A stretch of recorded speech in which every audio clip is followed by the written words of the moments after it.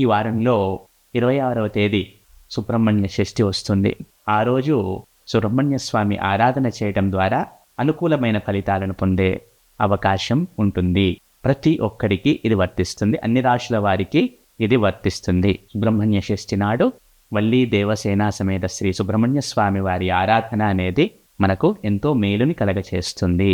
అలాగే ఇదే 26వ తేదీ శుక్రమౌఢ్యము ప్రారంభమవుతుంది.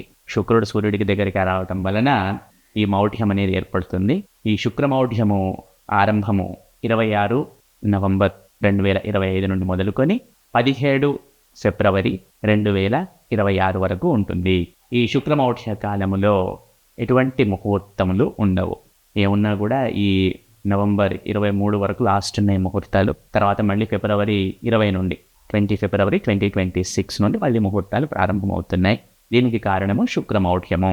అది ఈ 26న ప్రారంభమవుతుంది.